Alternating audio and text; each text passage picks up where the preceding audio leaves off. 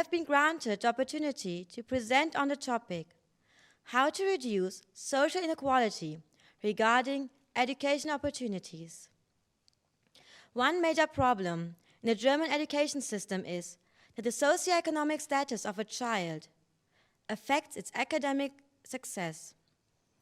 That although the children have the same academic results, teachers tend to give different school recommendations based on their social class. Thus, children of an upper management level are 2.6 times more likely to get a gymnasium recommendation than children of specialized workers. واقعہ بھی tour یا اس سے پہلے کر کے تو house building وغیرہ کر لیتے ہیں نا. ٹھیک ہے, یہ بتایا نہیں اس نے, ویسے یہ مجھے پتہ ہے. تو سوال یہ ہے کتنی فیملیاں ایسی ہیں جماعت میں, اور ان میں سے لڑکیاں کتنی ہیں اور لڑکے کتنے ہیں جو ہائر ایجوکیشن کر رہے ہیں, کس کی پرسنٹیج زیادہ ہے, یہ دیکھا ہے کبھی؟ پھر کتنے خاندان ایسے ہیں جو کم ایجوکیٹڈ ہیں. اب تو جو 30 سال سے 40 سال سے لوگ پرانی فیملیاں آئی ہوئی ہیں, ان کی جو نسل ہے ان کے آگے بچے بھی یونیورسٹیوں میں جانے والے ہو گئے, وہ تو پڑھے لکھے ہو گئے. تو اس لحاظ سے تو آج سے 10 سال پہلے جو تھا لیول ایجوکیشن کا, اس کی نسبت آج بہت زیادہ اچھا ہونا چاہیے. لیکن اس ہائی لیول آف ایجوکیشن جو ہے, اس کے ساتھ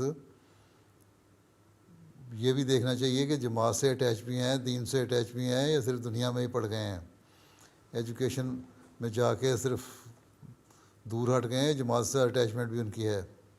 اور لڑکیوں میں کتنی ایسی ہیں, تو یہ سارا ڈیٹا بھی لینے کی ضرورت ہے آپ لوگوں کو.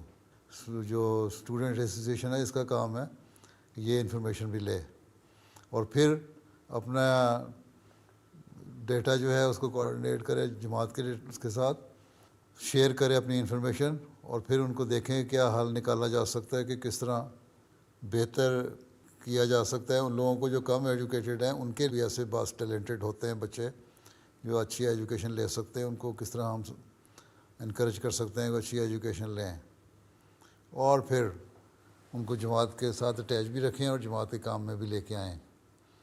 ٹھیک ہے, یہ انفارمیشن بھی اسٹوڈنٹ ایسوسیشن کے جو آرگنائزیشن ہے اس کو اکٹھی کرنی چاہیے لجنا کے کوآرڈینیٹ کر کے, اور پھر جماعت کے ساتھ شیئر کر کے. ٹھیک ہے انشاءاللہ. جی حضور پی ایچ ڈی کا عنوان ہے انڈول 3 کاربینول, جو کہ ایک کیمیکل ہے جو سبز سبزیوں میں پایا جاتا ہے. ریڈیوسس مائکروگلیا ایکٹیویشن.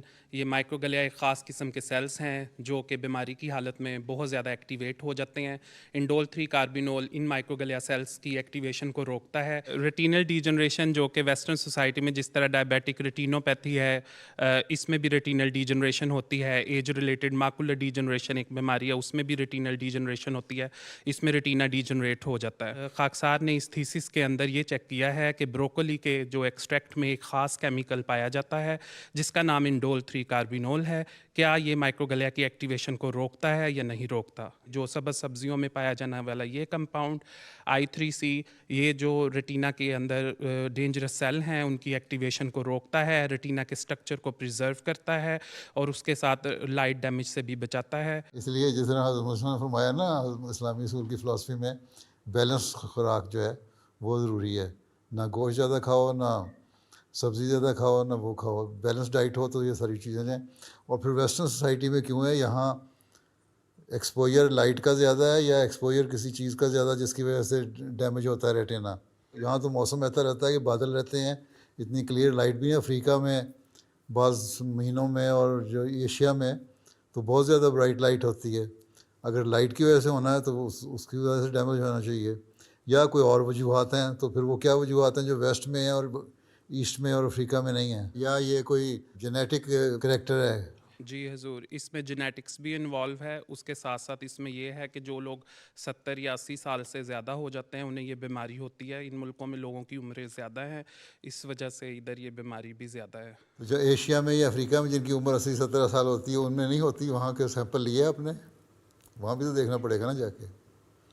یا ساؤتھ امریکہ, یا ساؤتھ امریکہ میں یا امریکہ میں, اور کن اور ویسٹ میں بھی یورپ میں کن ملکوں میں زیادہ ہے اور کن ملکوں میں نہیں ہے، یا صرف اگر وائٹ نسل جو ہے اس میں اگر زیادہ ہے تو اس میں ایسٹرن یورپ میں کتنا ہے اور یورپ میں کتنا ہے، یا امریکہ میں رہنے والوں میں کتنا ہے، یا جو آسٹریلیا وغیرہ میں جا کے آباد ہوئے ان میں کتنا ہے وہاں کے حالات کے مطابق. وہ بھی تو کافی بڑی ریسرچ کرنے کی ضرورت ہے اس پہ. بالکل جی حضور. ویسے یہ جو بروکلی ہے اور کیبج، یہ چیزیں اچھی ہوتی ہیں، کھانی چاہیے. اسی طرح جی پکا کے کھانی ہے تو پالک وغیرہ جو ہیں یہ سبزیاں بھی اچھی ہوتی ہیں، کھانی چاہیے. جی حضور. چلو پھر، جی حضور. چلو بیٹھو پھر. جزاک اللہ پیارے حضور. After the presentations, the attendees had the opportunity to present questions to Hazur.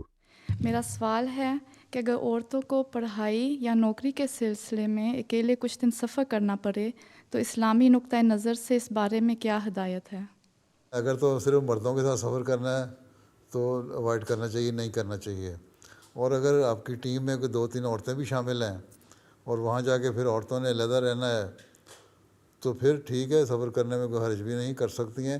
اور یہ بھی منحصر ہے اس پہ کہ کس قسم کی جو اسٹڈی آپ کر رہی ہیں، ریسرچ کر رہی ہیں. اگر انسانی جانوں کے لیے، جو ڈاکٹر ہے، میڈیکل ڈاکٹر ہے، یا اسی طرح کوئی اور ریسرچ میں جس سے کوئی انسانی زندگی کے فائدے کے لیے ہے، اس میں کر رہی ہیں تو وہاں تھوڑی بہت قربانی کی جا سکتی ہے. لیکن صرف کمپیوٹر سائنس کے لیے دینا، وہ تو آپ کہیں بیٹھ کے بھی کر سکتی ہیں ریسرچ. اس کے لیے کہنا جی میں جب تک آسٹریلیا نہیں جاؤں گی وہاں سے کمپیوٹر نہیں مل سکتا، حالانکہ اس سے بہتر کمپیوٹر فیسلٹی آپ کو جرمنی مل جاتی ہیں. تو وہ ان چیزوں کو اوائڈ کرنا چاہیے. تو ہر کیس کے اوپر ڈپینڈ کرتا ہے اور حالات پہ ڈپینڈ کرتا ہے، کوئی اصول نہیں بنایا جا سکتا ہیں. ہاں یہ اصول بہرحال ہے کہ جہاں انسانی زندگی کے لیے کوئی چیز کرنی ہے وہاں اگر تھوڑا بہت رسک بھی لینا پڑے تو چلے جانے میں کوئی حرج نہیں ہے. میرا نام نوشین احمد ہے اور میں انگلش اور فلاسفی ٹیچر ہوں. میرا سوال ہے کہ ایک ٹیچر کو اپنے اسٹوڈنٹس میں ایسی کون سی خصوصیات اور خوبیاں پیدا کرنے کی کوشش کرنی چاہیے جس سے وہ اسٹوڈنٹس اللہ تعالیٰ کے پیغام کو پہچان سکیں؟ جزاک اللہ. اپنا عمل، اپنا نمونہ دکھاؤ اور اپنا مثال اگر قائم کرو، اپنے تجربات بیان کریں کہ اللہ تعالیٰ سے آپ کا کیا پرسنل ایکسپیرینس ہے. کبھی کبھی جو کیجول گفتگو ہوتی ہے اسٹوڈنٹس میں بیٹھ کے، وہاں نارمل ڈسکشن میں باتوں میں بیان کر دیا کیا ایکسپیرینس ہے، یا لیکچر دیتے ہوئے بعض ایکسپیرینس بعض دفعہ آتا ہے کوئی مثال دینی پڑتی ہے تو ایسی مثال دی جن کو خیال پیدا ہو لڑکوں کو کہ ہاں خدا تعالیٰ بھی ہے، اور پھر وہ ان کی بھی توجہ آہستہ آہستہ اس طرف ہوتی ہے. کیونکہ عموماً تو آپ کے اسٹوڈنٹ جو ہیں تقریباً سیکنڈری اسکول میں پڑھاتی ہیں جی حضور. تو 60-70% اسٹوڈنٹ تو ویسے ہی انڈیفرنٹ ہیں مذہب کے معاملے میں. وہ کہتے ہیں ہاں جب بڑے ہوں گے نا، ہم اماں ابا کی عمر کو پہنچیں گے تو دیکھیں گے مذہب کیا چیز ہے، سوچیں گے. ابھی تو کوئی تعلق ہی کوئی نہیں ان کو مذہب سے. تو جب مذہب سے تعلق نہیں، نہ خدا سے تعلق ہے ان کا کوئی. اور کچھ جو لوگ ہیں وہ اگر مانتے بھی ہیں مذہب کو اور خدا کو تو وہ کبھی کبھی اتنے ریگولر پریکٹسنگ مذہبی لوگ نہیں ہیں. خاص طور پہ جب عمر 14, 15, 16 سال کی عمر ہوتی ہے، اس میں خاص طور پہ ایک چینج آ رہا ہوتا ہے ماحول دیکھ کے بھی. تو اس میں یہی ہے کہ اپنے تجربات جو ہیں، پرسنل تجربات اگر کسی کو ہوں وہ بیان کرے تو اس سے لوگوں کا انٹرسٹ ڈیولپ ہوتا ہے.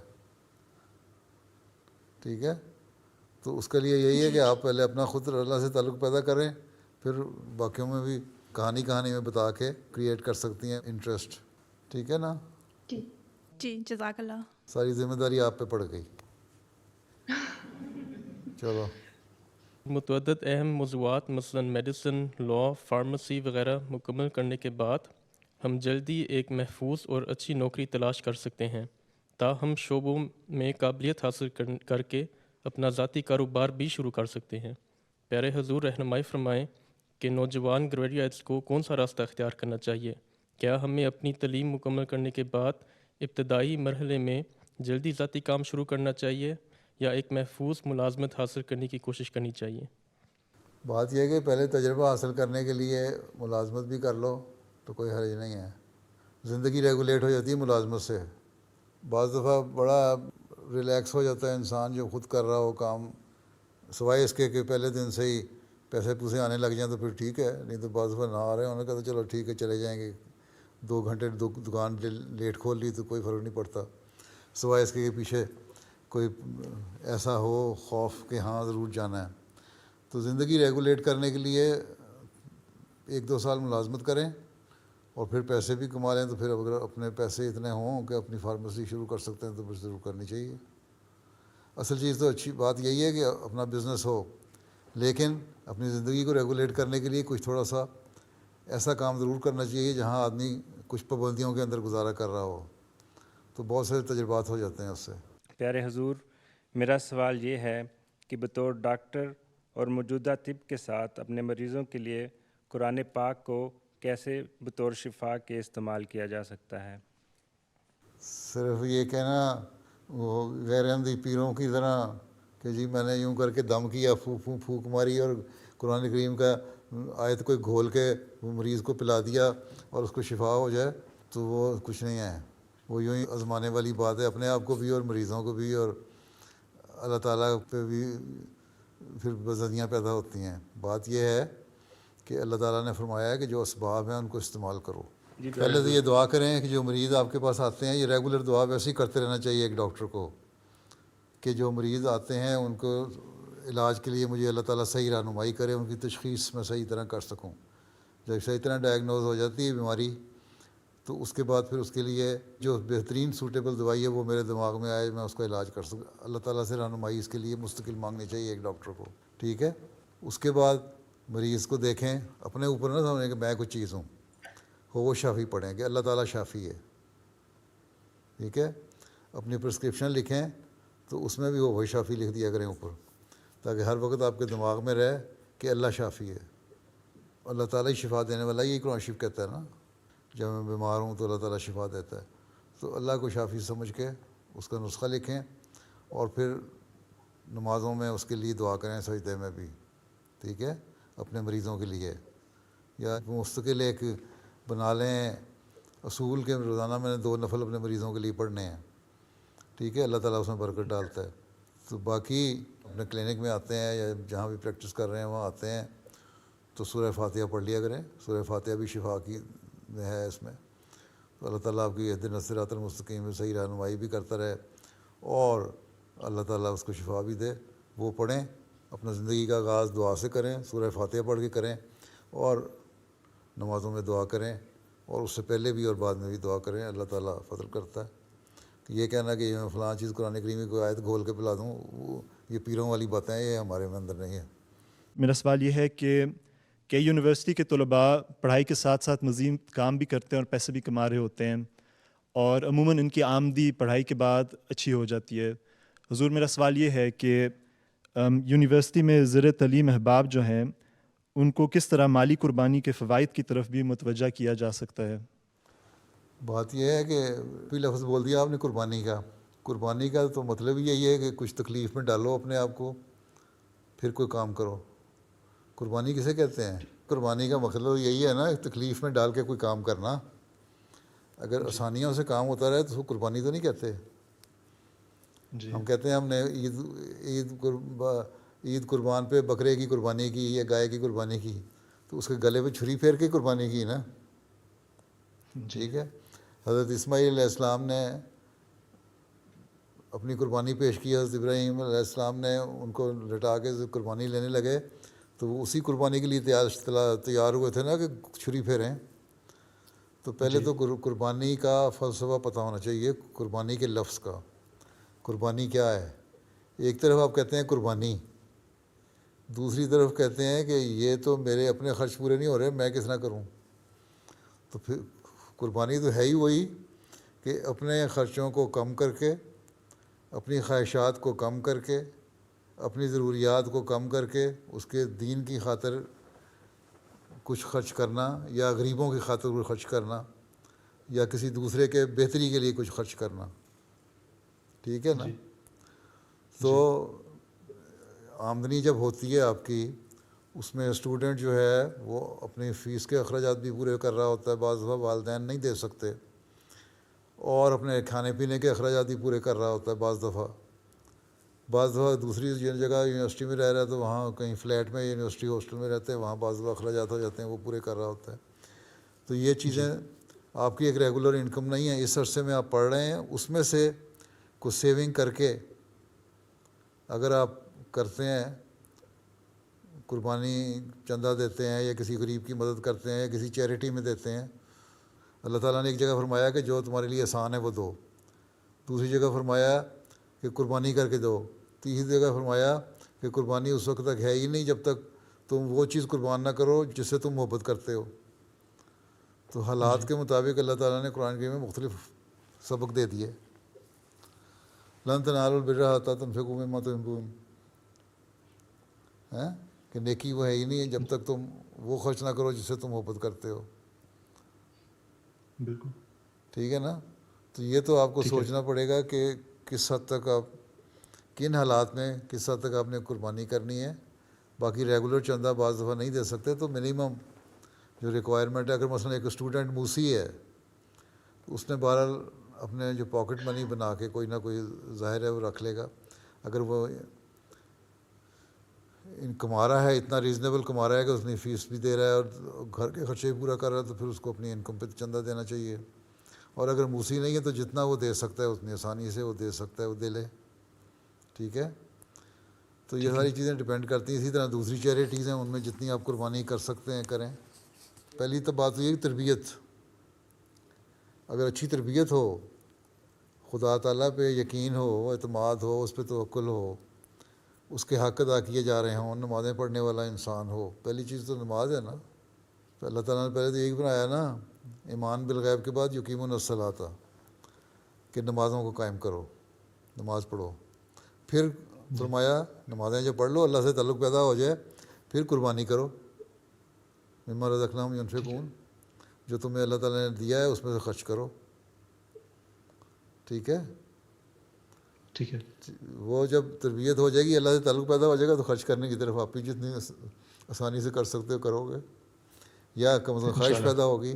پھر چندہ کیا چیز ہے؟ چندے کا فلسفہ ذہن میں آ جائے گا کہ چندہ قربانی ہے، یا صدقہ دینا قربانی ہے، یا کسی چیریٹی کو دینا کچھ قربانی ہے. اور قربانی کا فلسفہ جو سمجھ آ جائے تو تبھی آدمی کر سکتا ہے.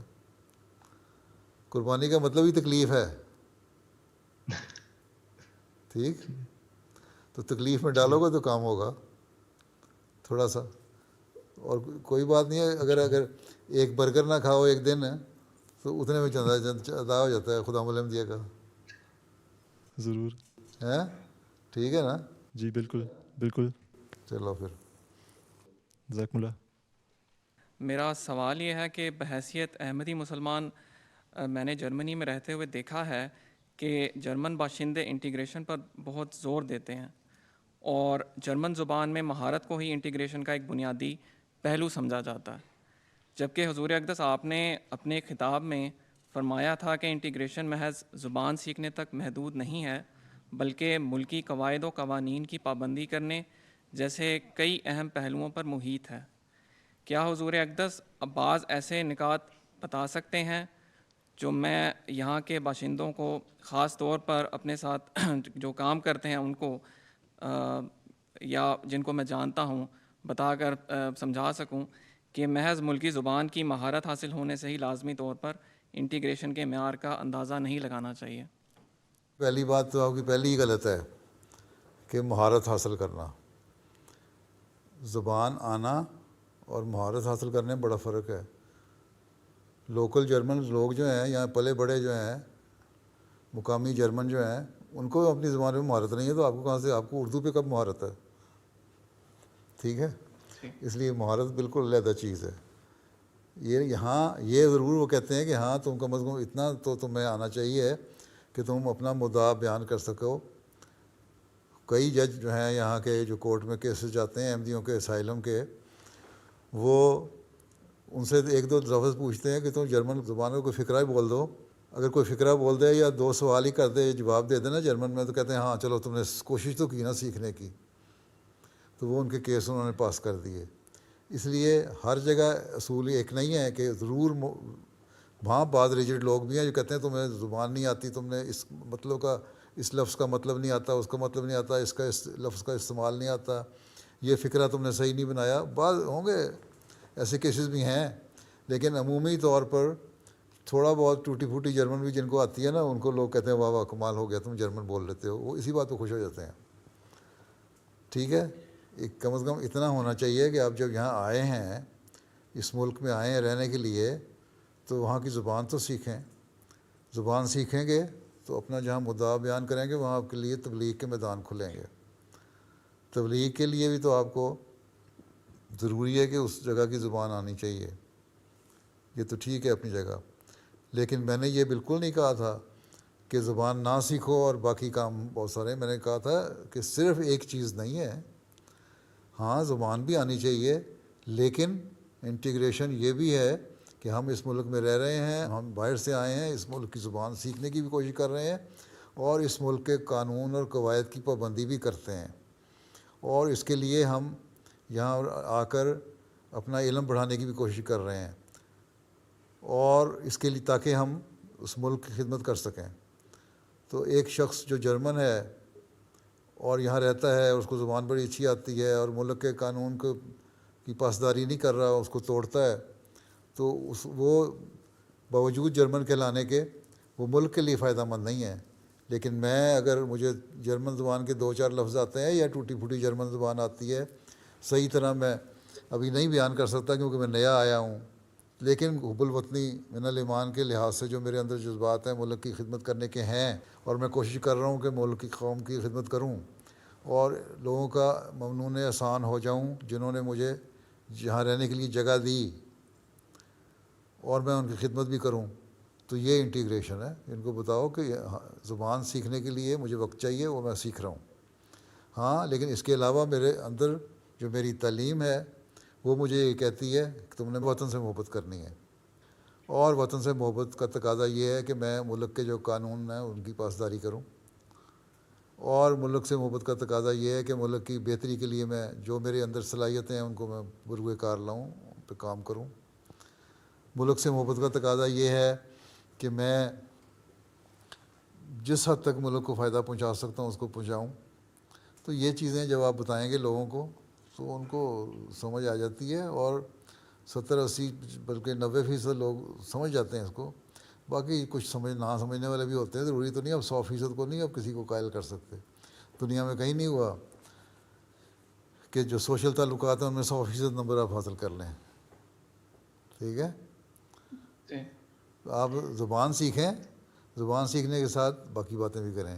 میں نے تو کبھی یہ نہیں کہا کہ زبان سیکھنا کوئی ضروری نہیں ہے. یہ ضرور البتہ میں نے ہر جگہ کہتا ہوں جو مجھے جہاں تک یاد ہے کہ انٹیگریشن صرف یہ نہیں ہے کہ میں ان کے جو روایات ہیں ان پہ عمل نہیں کرتا، میں شراب نہیں پیتا، میں کلب میں نہیں جاتا، میں عورت سے مصافحہ نہیں کرتا یا عورت مرد سے مصافحہ نہیں کرتی. انٹیگریشن یہ نہیں ہے. انٹیگریشن یہ ہے کہ ملک کی بہتری کے لیے میں جو کچھ میری صلاحیت ہے میں ان کو بروئے کار لا رہا ہوں، اور میرے اچھے اخلاق ہیں.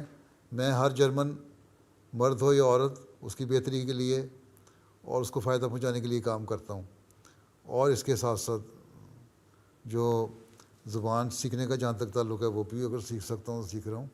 میں تو برائیاں کی ہیں تو ان باتوں کی ہیں جہاں ان کی برائیاں تھیں، کہ کلب میں جانا، ڈانس کرنا یا ننگے لباس پہننا انٹیگریشن نہیں ہے. یہ میں نے ضرور کہا ہے. زبان نہ سیکھنے میں نے بہت کم بات اگر کہیں کی ہے تو شاید ایک آدھا فقرہ کبھی کہیں کہہ دیا ہو، اور وہ بھی سرسری فقرہ. ہاں جو برائیاں ہیں ان کو میں نے ضرور ہائی لائٹ کیا ہے کہ یہ برائیاں کرنے سے مطلب یہ نہیں ہے کہ میں ننگا ہو کے پھرنا شروع کر دوں یا عورتوں کے ساتھ ڈانس کرنا شروع کر دوں یا شراب پینا شروع کر دوں تو میں انٹیگریٹ ہو گیا. یہ تو خود اب ماننے لگے ہیں. اب تو ان کی ریسرچ خود اپنی آ گئی ہے کہ پہلے کہتے تھے ہفتے میں 1 دن شراب پینے سے کچھ نہیں ہوتا. اب یہ کہتے ہیں نئی ریسرچ آئی ہے کہ شراب پینا ہی انسان کے لیے تباہی ہے. اس پہ خود لوگ یہ ریسرچ کرنے لگ گئے ہیں. پہلے کہتے تھے مرد عورت اکٹھے ہو جائیں کچھ نہیں، اب عورتوں نے شور مچانا شروع کر دیا. ہمیں یہ اس قسم کی انٹیگریشن نہیں چاہیے. ہمیں علیحدہ ہمیں چاہیے. ہمارے تو حق مارنے لگ گئے ہیں. مرد عورت بن کے عورتوں میں آ گیا تو عورتوں نے شور مچا دیا، ہم نے کوئی نہیں اب شامل کرنا. انہوں نے کہا تھا ہمارے ٹورنامنٹ ہوں گے، علیحدہ ہوں گے ہیں. انہوں نے اپنے کلب ہی علیحدہ بنانے شروع کر دیے ہیں. بعض جرمنی میں بھی ایسے ہیں، UK میں بھی ایسے ہیں. تو یہ ایسی باتیں ہیں جو برائیاں پیدا کر سکتی ہیں، اور جو قانون قدرت کے خلاف ہیں وہ خود ان کے اندر پیدا ہو رہی ہیں، اور اگلے 10 20 25 سال میں اور ان کو احساس ہو جائے گا، یا ان کی نسلیں ختم ہو جائیں گی یا یہ برائیاں چھوڑ دیں گے۔ اس لیے آپ اپنا کام آرام سے کیے جائیں اور خاموشی سے پیار سے سمجھا کے کرتے جائیں، اور ہر دفعہ جو موقع آپ کو ملتا ہے کسی نہ کسی بات کا، وہاں اگر آپ نیک نیتی سے اس نیت سے قائم ہے کہ میں نے فائدہ پہنچانے کے لیے کام کرنا ہے، تو کوئی نہ کوئی راستہ اللہ تعالیٰ سجھا دیتا ہے، اور جواب بھی آپ کو سجھا دے گا کہ کس طرح اس سچویشن میں جواب دینا ہے۔ اللہ کو راضی کرو، باقی سب راضی ہو جائیں گے۔ ٹھیک ہے، چلو السلام علیکم۔ کل اسٹوڈنٹ ہیں یہاں کتنے ہیں؟ حضور 114 لڑکے ہیں اور 144 لڑکیاں ہیں۔ لڑکیاں زیادہ پڑھ رہی ہیں، لڑکوں کو پڑھایا کریں۔ چلو پھر السلام علیکم۔ جی حضور، جزاکم اللہ تعالیٰ سے۔